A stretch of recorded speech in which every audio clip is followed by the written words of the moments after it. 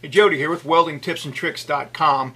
This is another in a series of TIG welding basics, and we're going to do a little TIG welding today on some steel.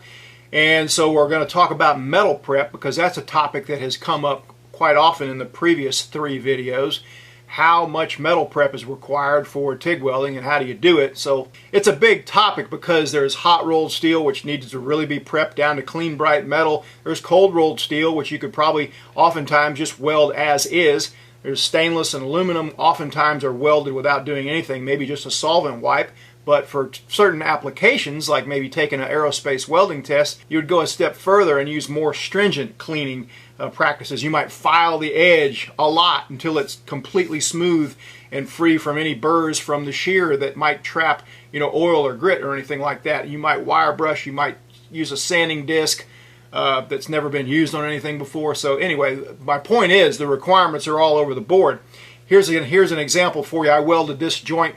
I welded a joint similar to this a few weeks ago. It's kind of a joint that you would see on handrails or a roll cage or something like that, a little coped joint. This is just 1 1/4" schedule 40 pipe, also called black iron pipe, and it's got this coating on it that prevents rust and corrosion to an extent, and it's on all black iron pipe, and you can't TIG weld over that and get a decent looking TIG weld. It's going to bubble and spew. TIG welding just doesn't do well over stuff like that. So I cleaned it down to clean, bright metal.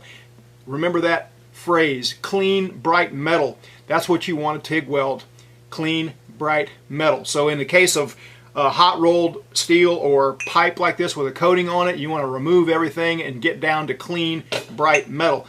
Now there are several ways to do that, and it's too big of a topic to talk about. I will talk about it just a little bit in this video. Different methods of cleaning, different abrasive cartridges, sanding discs, and things like that. All right, so today we're gonna clean this up a little bit more than what it's been sitting around for several weeks. Going to clean this up a little bit more, do a little welding on this joint, and also we'll do a little welding on some pre-drilled tabs along a line on here, which means we have to clean this coating off. We'll do that. The tabs are only about 50 thousandths thick. This is about probably 150 thousandths thick. So we're going to talk a little bit about welding thick to thin. And then also we're going to weld both sides of those tabs. What happens when you do that? Because when you weld one side of something thin like that, a fillet weld, and then you heat up the other side to where it oxidizes, that second side, it's not going to weld good. So what do you do to prevent that? So these are topics that we're going to tackle today, and we're going to move right along on this TIG welding series. And I don't know how many topics it'll take to get it buttoned up, but let's do it. This is a really common way to prep metal like this, just a 4.5-inch flap disc, about an 80 grit, 4.5-inch angle grinder, and it does a pretty good job because what a flap disc does is got fresh edges all the time, and it prevents it from loading up with crud. This is a 3M bristle disc, kind of expensive, and for a lot of people probably not worth it because when you get near an edge it will sling those little bristles off, and this is like a $25 or $30 disc, but does a really good job if you got a lot of coating to remove and you need a nice smooth matte finish without removing any material really. This is just a regular old sanding disc with a flex pad on it, about an 80 grit. Does a good job, but the edges tend to load up with coatings like this to where you have to change them fairly often.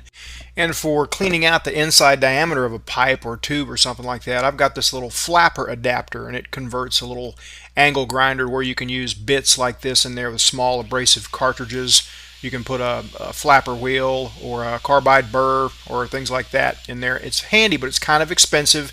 I believe it was around 40 bucks for this adapter. I wanted to be able to use this little 4-inch angle grinder that I wasn't doing anything with, but you actually could go to Harbor Freight and get a straight grinder for what I paid for this flapper adapter, but not the same thing. Boom, boom, boom, boom, boom. I've been really trying, baby. I should probably never do that again. As you can see, a wipe down with this acetone reveals that it is pretty nasty, even though it looks nice and shiny. So that always helps. If I was just putting together a handrail or something, I'm not sure I would wipe anything with acetone, but just a demonstration for the video, best practice. Now this is the simple basic TIG welder, very simple faceplate. Again, I'll just set the amperage, select the process selector and DC negative, and I'm going to be operating this with a foot pedal, and that's all there is to it. So we'll get some quick fusion tacks on here, the first one anyway. Just get a quick fusion tack. Sometimes that first tack has to be a fusion tack when you're TIG welding because you don't have enough hands. Can't have a filler rod in the other hand, but from there on out I usually use a little filler rod. So here we go. We'll get another tack here and add a few dabs of filler. I want you to look at the tack when I'm finished here and see how shiny, clean it is. It's nice and silver. The gas lens is doing a nice job. And that makes tacks nicer to weld over when there's zero oxidation on them. Also, you want to have your tacks a little bit smaller than your weld's going to be. So this is the position I'm going to weld this thing out in, and first thing I'm going to do is weld an inch or two across the top. And what I'm doing here, you may not notice, but what I'm doing here is I'm stopping my torch hand while I'm adding filler metal. This is kind of a method that I've kind of fallen back on and I used to use to teach beginners because it was easier to learn that way because you're only using one hand at a time. So you move the torch ahead, say a 1/16 or an 1/8 of an inch, you just check out on the right hand and then you add a little rod while you keep the torch still. And that way you're only doing one thing at a time. Alright, now we're going to come under the bottom now, and I want you to pay attention to what I'm doing here. I'm kind of like taking a few dry runs, and I've got the torch gripped up on the narrow part of the neck. And what I'm going to do is I'm going to kind of twist the torch as I go up because my torch angle is going to need to change as I go. Otherwise I'm going to get out of scope and I'm going to get way too much angle if I don't twist the torch as I go to adapt and change angle. That's the difficult part about welding tubing or pipe, is maintaining the right angle because it just gradually changes every time you dip rod. You need to change that torch angle just a little bit. So maybe we can see that here in just a minute. Now there's another clip coming up that we can see it better. Again, usually I'm just holding the torch still while I add rod, moving forward somewhere between 1/16 and 1/8 of an inch, about once a second, one dip per second. Alright, here we go. We should be able to tell a little bit better here.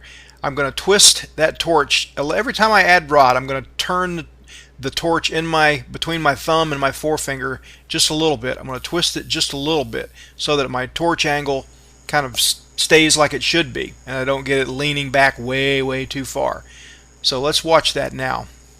See, every time I dip the rod and move the torch ahead, I'm spinning that torch handle between my thumb and my finger just a little bit, and it maintains a decent angle and things are going okay. Again, this is just one way of doing things. There's guys out there making way better looking welds than I do, and they got their own techniques, and so I'm just one opinion in the crowd. This is the first pass. We're going to come over this thing with a second pass, and that's a benefit of using a gas lens and getting good shielding where you've got a little bit of luster on the first pass, because that second pass certainly goes in better if the first pass is shielded really nicely. Less oxidation the better when you're talking about welding a second pass over top. And of course a good wire brushing helps also. I'm using the lay wire method here. I'm just leaving that 3/32 wire in the puddle as I weave over it. And you see I'm using a TIG finger. Keeps my fingers nice and cool so I don't have to concentrate on how bad my knuckles or pinkies burning. I can concentrate on what I'm doing instead. I'm holding the torch a little bit different here, kind of upside down, because that just seems comfortable to me for this side. I'm not in a jam. I can get really comfortable. Again, propping with the TIG finger on my pinky, and I'll speed it up here a little bit just so you can kind of see the motion there. I've only got a little ways to go. And that is the finished weld. 2 passes on that weld right there. Now the next thing we're going to do is weld those tabs on, and I've got that whole top piece shined up, got all the coating, all the pipe coating removed off the outside, and I'm going to kind of make a center line on the top to line all the tabs up on. And just randomly I'm just going to mark these tabs as if they were supposed to be located in a certain place, because I want to just demonstrate how the mag tab helps locate a tab really accurately, because you've got lots of adjustments on there. And so we'll get one tack on the corner, and while I was welding this tack, I noticed I had the magnet way too close to the tack, and so that arc was wandering around like crazy, and it made me put a tack a lot bigger than I wished it would be. See how that tack is big?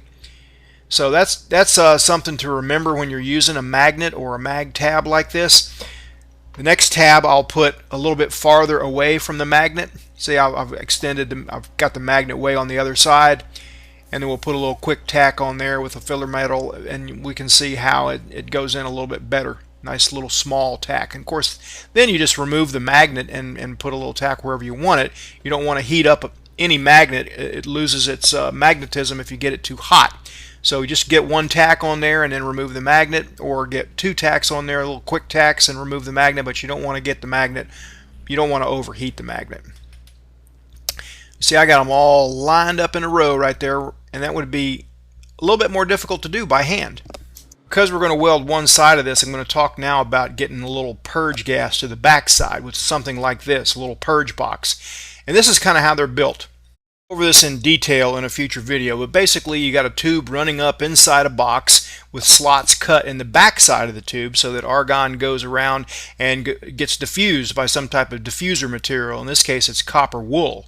You could also use a copper scouring pad, like for washing dishes, and then a piece of perforated copper weld on top of that, and then of course you need a dual flow meter or a separate argon tank with a flow meter.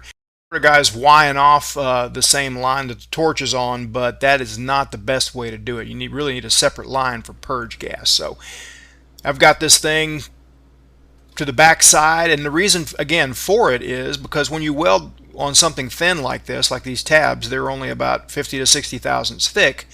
The back side is going to get all scaled up, and then it's not going to weld good. So if I get some argon coverage to the back side, it's going to weld a whole lot better.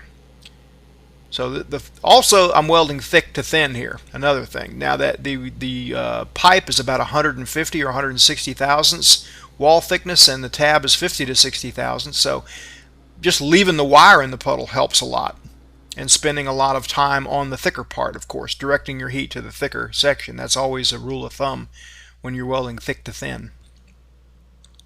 Just one way to do it. Like I said, just leaving that rod in the puddle just seems like the easy way to do it. Or you could just do this, just do the dip and step technique too. But this is the second weld here. The other side's been welded, so now it doesn't really matter that it's thick to thin because it's tied in on the other side, and I've got weld on the other side. So it's really pretty much a different scenario right here. It doesn't matter what I do. It's going to work out okay. But you can see even when you weld too hot and melt through, if you got argon backing on the other side, there's no oxidation, and I can weld right over top of that with no real issues. Whereas if it was melted through without any argon coverage on the backside, I'd have to get a grinder out and dig into that and get it all shined up. Which, that's a way to do it also.